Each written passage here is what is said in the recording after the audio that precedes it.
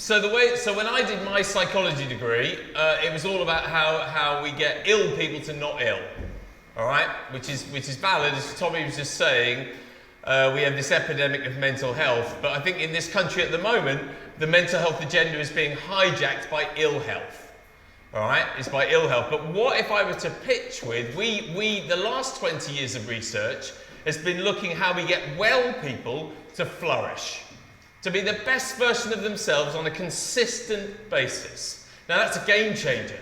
There's 20 years of research out there, but nobody's looking at it. So when we think about mental health, it's about mental ill health.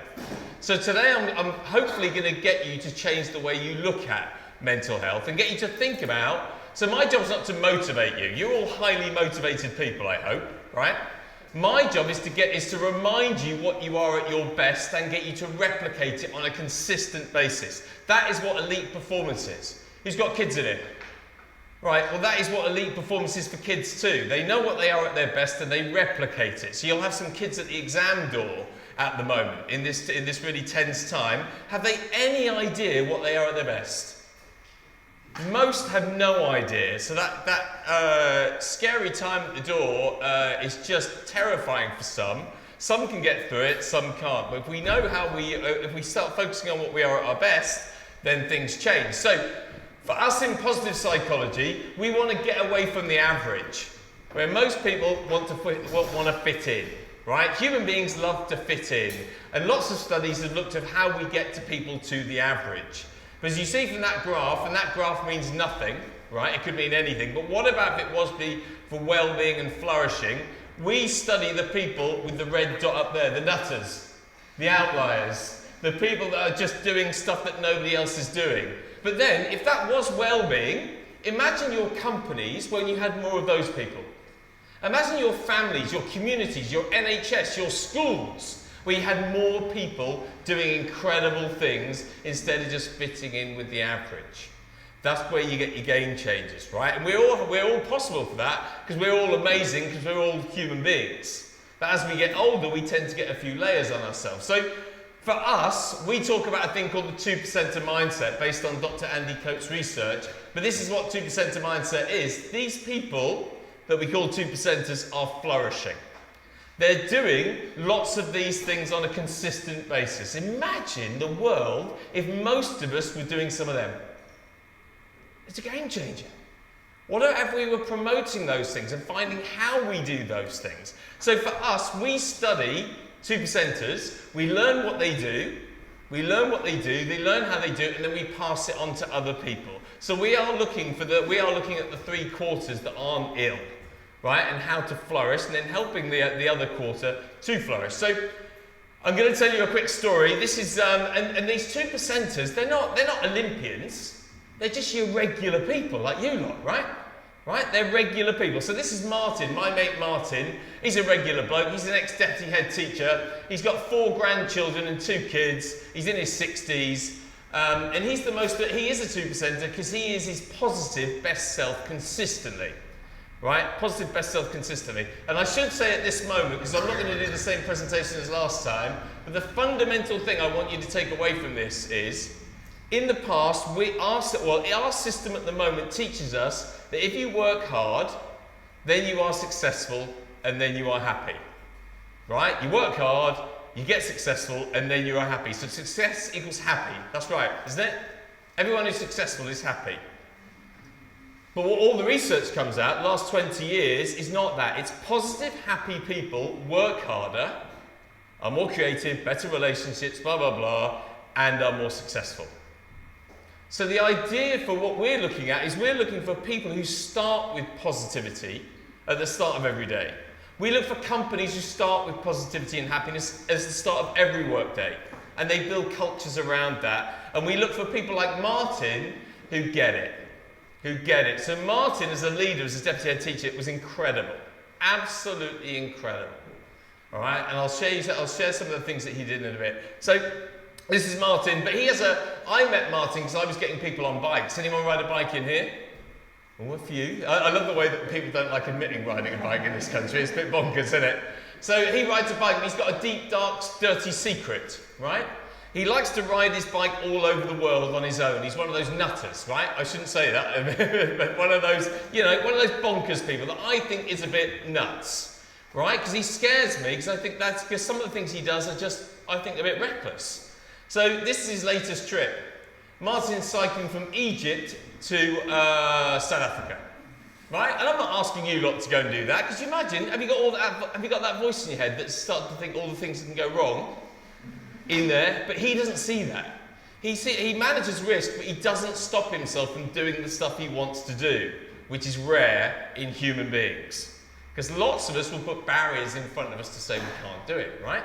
So Martin, as I said to you, he's in his early 60s, but he's cycled all over the world on his own, and he's got a whole bucket load of amazing tales, and he's lived to tell the story. So this is Martin in Egypt, a couple of months ago, 7 a.m, 4 degrees, which way south, right? And he's going.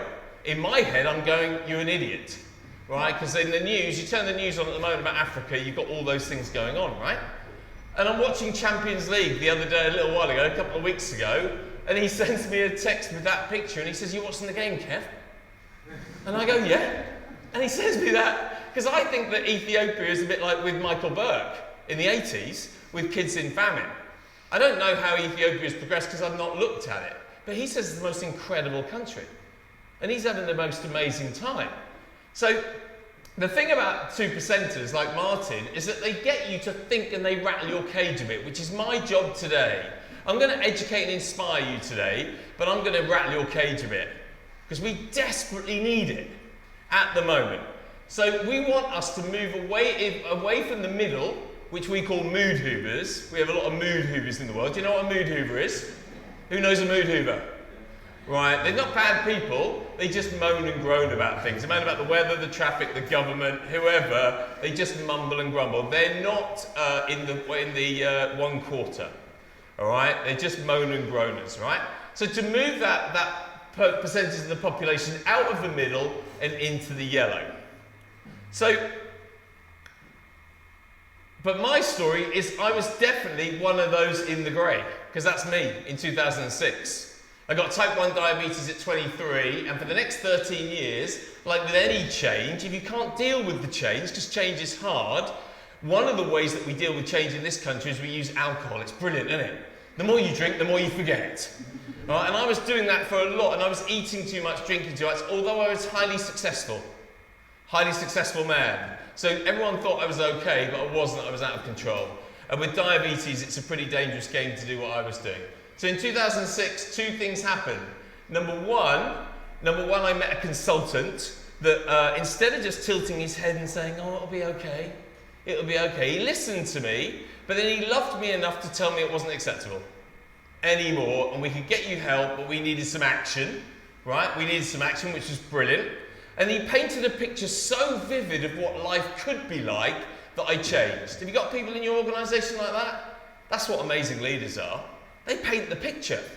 They get you to think about what's possible. Not average, what's possible, right?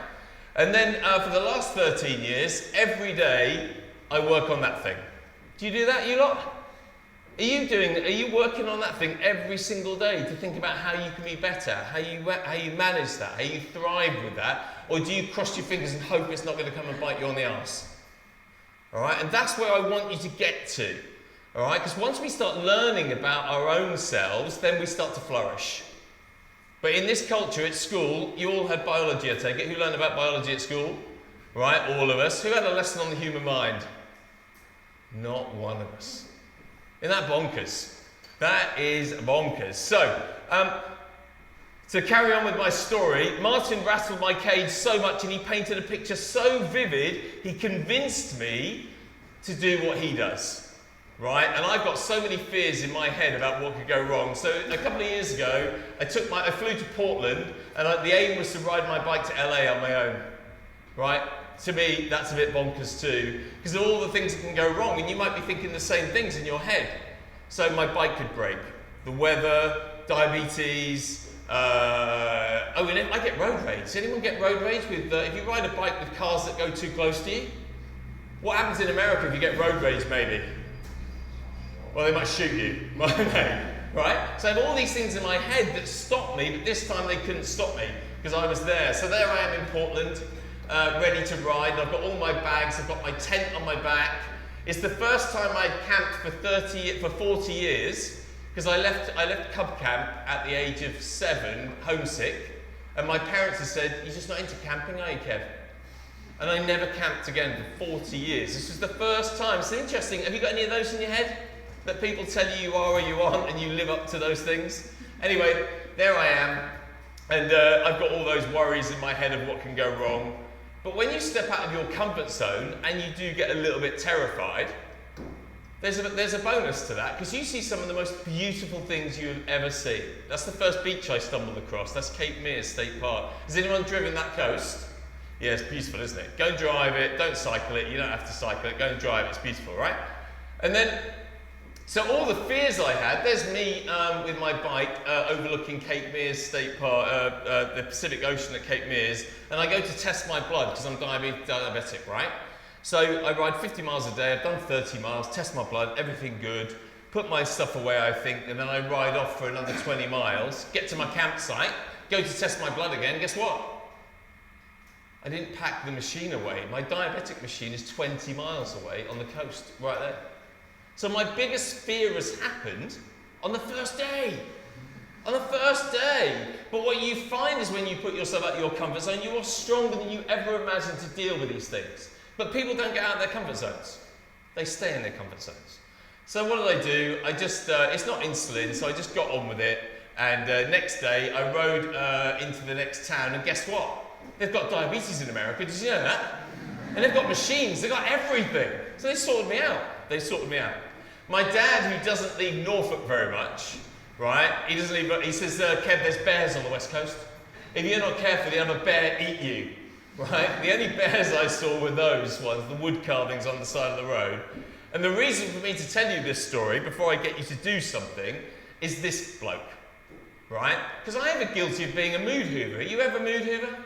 Just moaning and groaning and pretty fearful and not doing the things I want to do. And when people want to speak to me, sometimes I try to get rid of them. Do you do that? So what's a good way to get rid of people these days? You just get your phone out, don't you? If you don't want to speak to somebody, you just pretend you're on the phone, or you're texting, or you're phoning, right? So the village idiot David came to speak to me, right?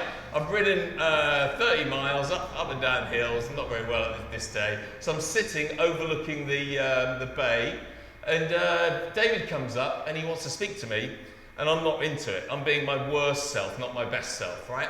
But he's not going away.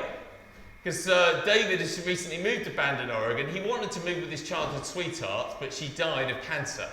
They'd been married for years, and their dream was to move to Bandon, Oregon, because he says it's the most beautiful place in the world, but she didn't make it. She didn't make it, right? So then he wanted to talk to me, because he had no one to talk to, so he wanted a conversation. He realised I was English, and so his eyes lit up like a serial killer, right? So then we had an amazing, once I got my head in the right place, we had the most amazing conversation. He told me about what he liked, art, music, sport. He told me about some things around his wife. Went on for about 45 minutes. And at the end of the 45 minutes, I said, okay, David, I've got to go, because I've got to ride another 30 miles to the campsite. He says, where shall I go for lunch? And he sends me to this deli that catches the tuna in the morning and then cooks it for lunch, right? See, I hadn't had a shower for about 7. I don't think I've washed my hands for such a long time. There's a big load of dirt around my fingernails every time I show that.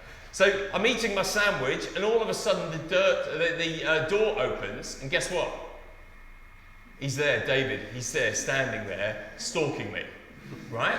So then I start to think, oh, right. So he says, Kev, I've been thinking, you love food and music, all right? Well, my favourite band are playing at my favourite restaurant. Why don't you stay?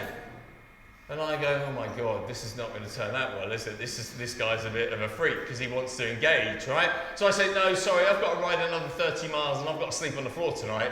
I paid my $5. No, thank you, I can't do it, right? So then he goes quiet and he says, here's the key to my apartment. You stay at my apartment and I'm going to stay at my girlfriend's. Double nutter. Isn't it? Excuse the word nutter, right? I'm so ingrained with it, right? So I just think he's going to chop me up and put me in a box, right? So I say, no, thank you. So really kind offer, blah, blah, blah. Then he goes really quiet, and I think he's going to leave. because I've said no. He asks me again, I say no. He asks me again, he asks me 2 or 3 times. And then all of a sudden I say, okay, what's the worst that can happen?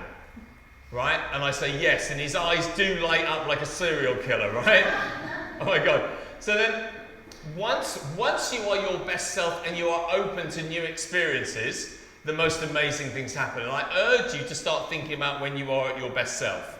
Because when I'm at my best self now, the best things happen. So, his eyes light up, he puts the bike in the back of the car, and he proceeds to take me to some of the most beautiful beaches I've ever seen.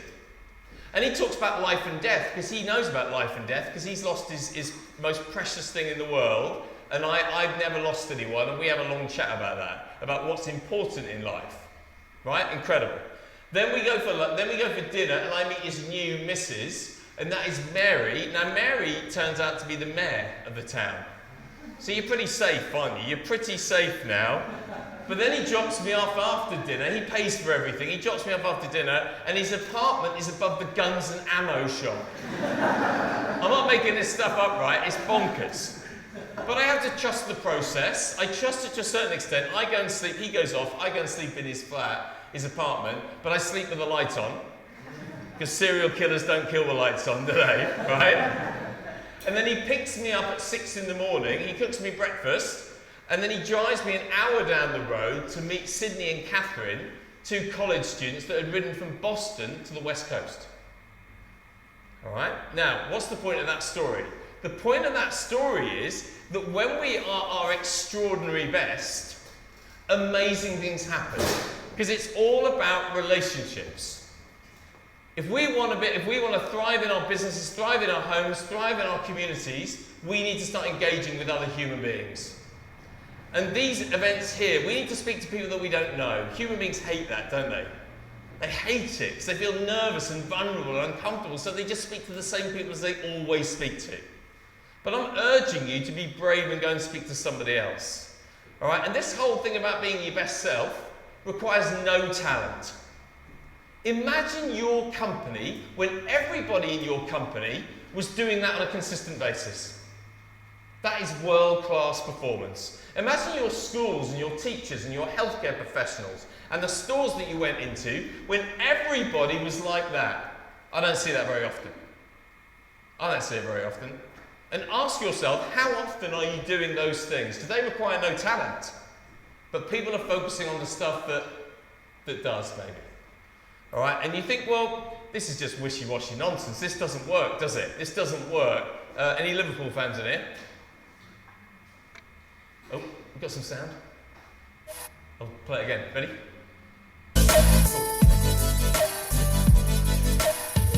All what we do in life, how I understand, is about relationship.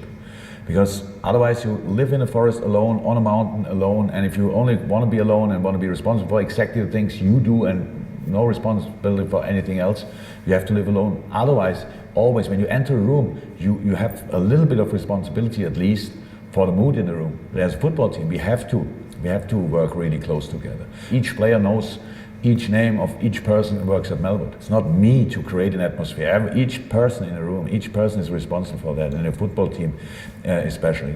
It worked out well. We all win for each other meanwhile. We do it for Carol and Caroline. We do it because we know how important it is to them, and that makes it just more valuable, more worthy. It feels different. If you have a bigger group to do it for, the better it feels for yourself. That's all. But as Tommy was saying, it comes from the leaders. It comes from the leaders. All right? So you have to set the present. You can't expect other people to be their best selves unless you are. That's unfortunately what leadership is, right? So I've been chunting on a bit. Now here's the really good part, right? Who loves meeting new people? Nice one, good answer, right? So you've been sitting down a long time. Go and meet somebody you've not met before. All right, it could be the start of a lovely friendship, right? Could be a great business contact, whatever. I'm going to ask you 4 questions, right? 4 questions. Number 1, describe your best day in your current job, all right? Who's involved, blah, blah, you can read it. All right, what do you look like, sound like, feel like on your best days? Then you can replicate it. All right, because if you're not feeling it, have you ever been to work and you're not feeling it? And then you spend the whole day not feeling it? Well, sometimes that's not good for a leader. You have to get to feeling it. That's how it is, right? Because that's what leadership means. Have you got any barriers that you put in place that hold you back or hold your team back? Because you've got these preconceived ideas like I did around travelling down the States because it wasn't for me, because I wasn't that sort of person. Do you live your life through those? And can you start breaking those barriers down? I often hear, I'm not a confident person. Well, maybe learn a few tricks of trade. Don't just say, well, I can't. Well, maybe have a go. 3 words describe you at your best, right? So mine are focus, creativity, and energy. On the way here, because I've got diabetes, some days are good, some days aren't, so I have to know what I am at my best because I'm self-employed. Focus, I think about what I'm going to do. Creativity, I never do the same presentation twice. Energy, no learning, no performance. Just doesn't work, right? And the last one is what's stopping you from being your best. Now, we haven't got a lot of time, so I'm going to give you 5 minutes to rattle through them. I don't mind if you sit with the person next to you, but I'd get some energy. Go and speak to somebody you don't know. Does that make sense? 5 minutes, go for it. If you can't answer all 4, answer 1.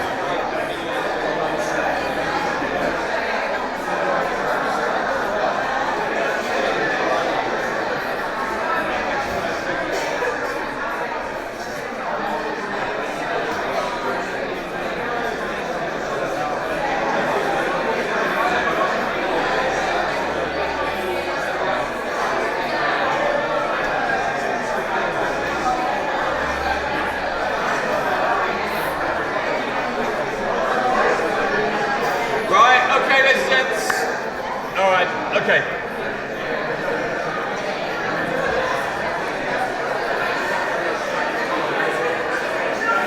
Right, ladies and gents. Nice one. Okay, cool. So,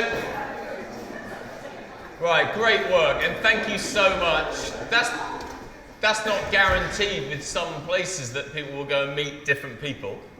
Because I totally get it. We do with what we've been taught. We do the best with what we've got. Until we do different, we know different, we won't do any different, will we? So, good on you for that. And these questions, I think you'll find them hard. I found them hard, so you're not going to find the answers now. But I'm going to send you my slides and a reading list, and in your company cultures, it's not rocket science leadership, is it? It's not rocket science. It's hard, but it's not rocket science. But you need to start thinking about these small things. Right? Small things make the biggest difference. The biggest difference. So, anyone want to describe them when they're absolutely bloody brilliant?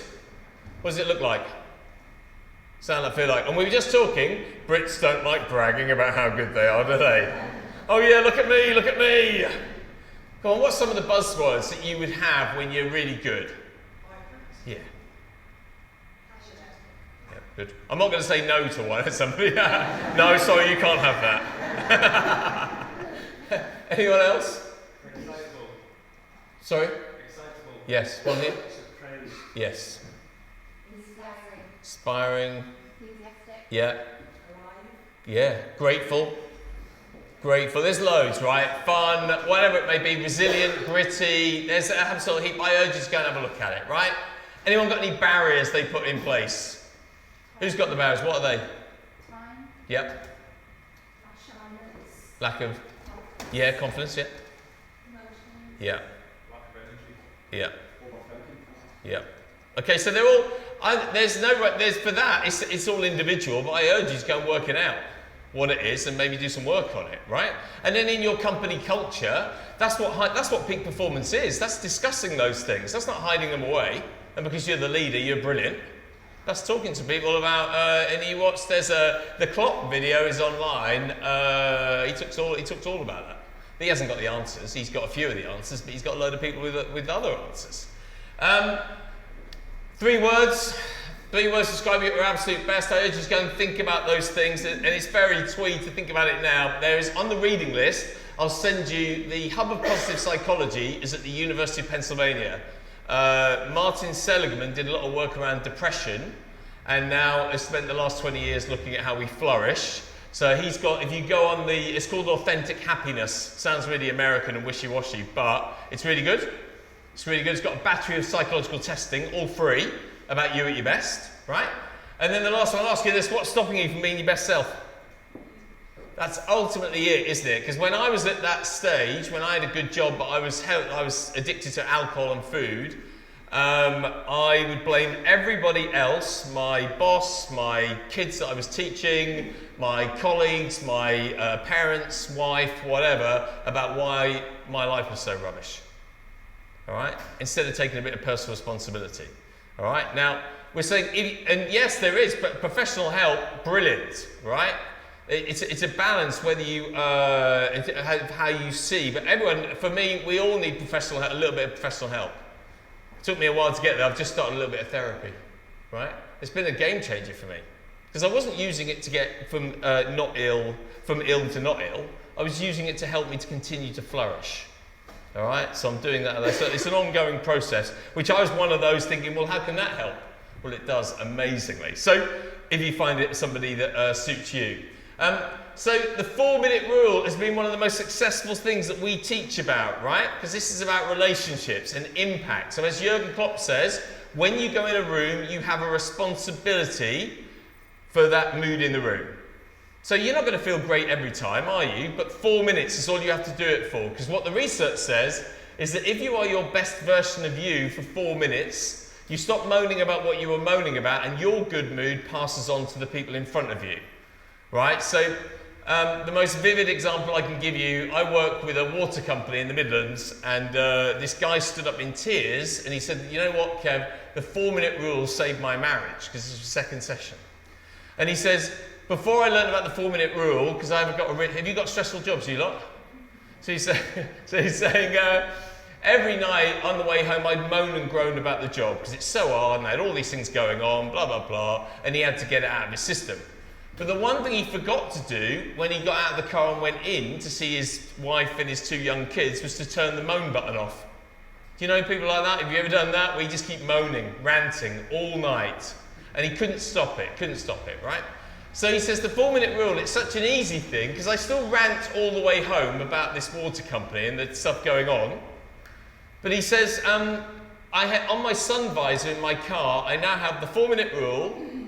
What does best dad look like? What does best husband look like? For 4 minutes, right? So he gets out of the car, he opens the door, the first thing he does is turn this off, the phone. So he's totally engaged with the people in the house. He goes up to his wife, he gives her a hug and a kiss, and he truly listens to her about her day. He's not counting in his head to hopefully she'll shut up. He's actually listening to her, right? And then once she's finished, he scoops up his young kids and he's best dad for the rest of the time. And if it doesn't work for 4 minutes, guess what he does? He does it for another 4. All right, just try at home. All right, try at work. When you're not feeling it, 4 minutes. 4 minutes. And just before we go, I'll just allude you to something else, right? There's my new bike, right? Has anyone been banned from driving in here? Nobody's going, oh, nice, thanks. Because I've just been that as well, right? And to make me, and I'm so excited, right? To make it, it's rubbish being banned from driving, right? I'm not a bad person, just got caught a few times, right? South Yorkshire, watch out if you drive in South Yorkshire. I'm not going to go on my rant about South Yorkshire at the moment, right? So it enables me to buy that bike, right? Because I think, okay, well, I'll buy a new bike. And I'm so excited about that bike. It's a thing of beauty, isn't it? Yes, Kev, thanks. Right, okay. So I'm talking to my best mate, right? I'm talking to my best mate about this yesterday, right? And there are 4 ways of responding to somebody who's really excited, right? 4 ways. And unfortunately, 3 of them are not very good. So if you want to build relationships, you need to do one of them, not the others, right? So I tell him, yeah, I've been banned for driving, but look at this beauty. This is amazing. This is going to da-da-da-da-da, right? I've got my eyes shining, right?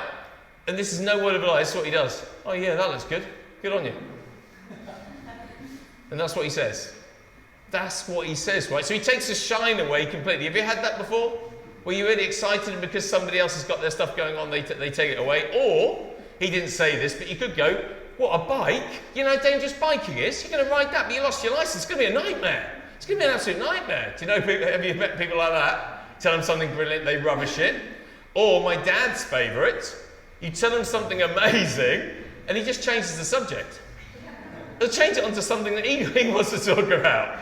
Whoa. How to take somebody's shine away from you. If you want to build relationships, you listen to them.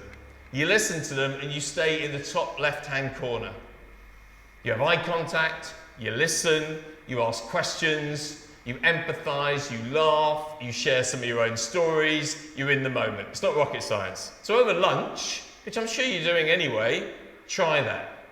Because we're all being distracted, aren't we? And there's a lot of people who want to be interesting now, but it's better to be interested rather than interesting. Always. All right? The person that asks the question is always more interesting than the person telling you the stuff in the perception of that person. And then once you are, all the research says that once you are your best self, and what we would call 2%er, not mood hoover, right? 2%er, then your great mood, the person that you next meet will pass on to them, your great mood, you'll pass it on to them by 16%, right? Don't ask me where these figures come from, right? Because I can't remember, but they're out there. And then that person that you've passed your good mood on to will then spread your good mood by 10% to the next person they meet, and then as so 6% for the next person that they meet. So it's a ripple effect. So if you want to start changing your communities and your cultures in work, it must start with all of us. You can't start waiting for somebody else to start doing it.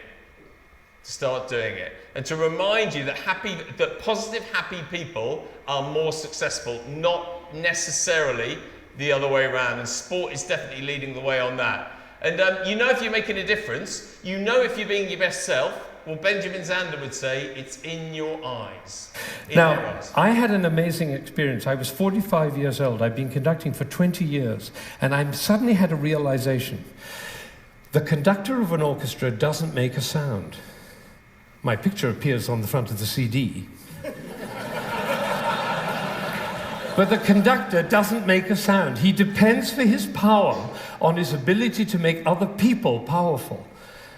And that changed everything for me. It was totally life-changing. People in my orchestra came up to me and said, "Ben, what happened?" That's what happened. I realized my job was to awaken possibility in other people. And of course, I wanted to know whether I was doing that. And you know how you find out? You look at their eyes. If their eyes are shining, you know you're doing it. You could light up a village with this guy's eyes.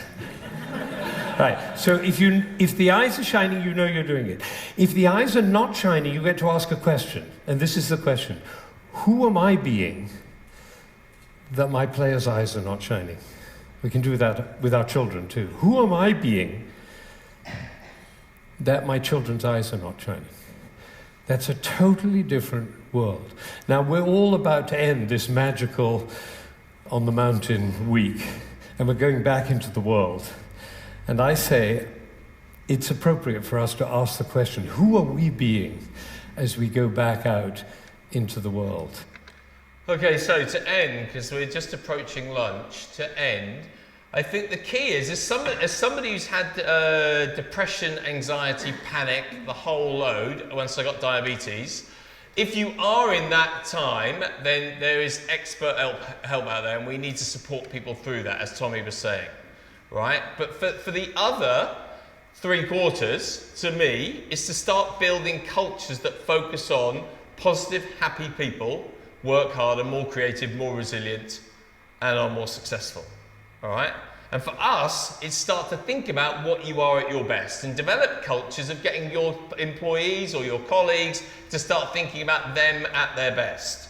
Too many people are waiting for other people to be brilliant before they do it. That's not what leadership is it? That's not what leadership is. So, and the key thing around this is about building relationships. Once you get people and you build strong relationships, they will do anything for you. Anything. It's not rocket science, but it takes work. It takes hard work. So I'll leave you with this, right? Who's into the Rugby World Cup? It's coming this year, isn't it? Right. So the best leadership book I've ever read, and I'm sure you lot have read lots of leadership books, is a book by James Kerr. It's called Legacy. It's about the All Blacks, right? And it'll be on the reading list. And I never knew that the All Blacks were chokers. They used to choke a lot. They used to be destined to win, and then the last time they lost was the quarterfinals of the World Cup against France, and they were devastated, absolutely devastated, right? So instead of doing what a lot of companies do, brilliant companies do, they just say, well, we're brilliant, we'll just keep doing what we always do. They just completely tore apart their culture, and they did it differently. And the thing that I took from the book, one of the things I took from the book, is that they look after each other mentally and physically. Mentally and physically. It's a priority. It's a priority, not a byproduct or a way of stopping people from being really ill. Right? And the thing that the one saying I took from that, and I think is key, because the average lifespan in this country is 4,000 weeks. That's all you get. 4,000 weeks. If you've got young kids, go home and go 4,000 weeks, and they'll go, wow! 4,000 weeks, bloody loads! For some of us in this room, 4,000 weeks ain't a lot, right? David Bowie didn't get his 4,000 weeks. I can give you a whole list of people that didn't make it, but people put it off and they'll say, I'll be happy when? I'll be my best self when, right? And they say, the All Blacks say, when somebody comes into the team for the first time, they say, you're only in the jersey a short amount of time. How are you going to leave the jersey in a better place than when you once had it? So I say the same to you guys. We're on the cusp. If we start following the research of positive psychology, it's a brilliant future. It's an amazing future for the next generation of kids, for the next generation of businesses, of NHS, whatever it may be. But us lot in here, have to do something. We have to do something. And for us, at Art of Brilliance, it's for us to be more 2%ers, best selves, less mood hoovers. All right? Thank you very much.